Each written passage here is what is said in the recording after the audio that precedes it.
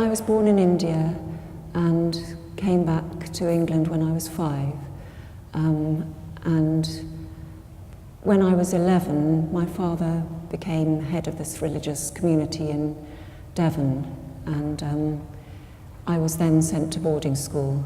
And it was the combination of being both at a religious community, living there, and going to boarding school, meant that I didn't really have any privacy, and so painting became a way of kind of controlling my inner world. I was 16, and I took my portfolio up to the Slade to show to Lawrence Gowing. Were you working in oils then? Yes, I was, yes. I had already started to work in oils. It was then he invited Lucien to come and be a visiting tutor. But I was 18 when I'd been at Slade for 2 years before I met Lucien. And I showed him these drawings of my mother. And I think Lucien really felt a connection to me through these works of my mother, because I think he'd done this extraordinary series of paintings of his own mother, which I'd just seen at the Anthony Doffey Gallery. May I quote your son? Yes. Okay.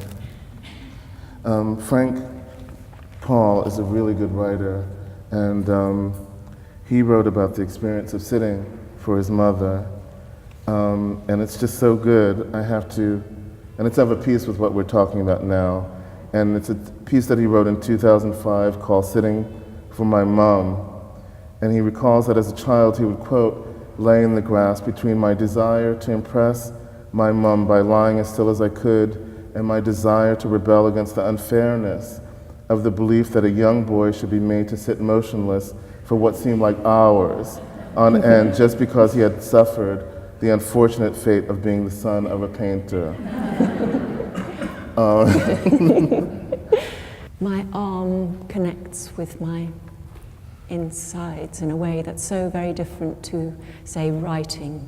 With the watercolors, when I paint, I kind of let the watercolor just drip vertically, because it kind of justifies the beauty of the surface of the paper. Whereas with oil paints, you kind of build it's more like a stage set.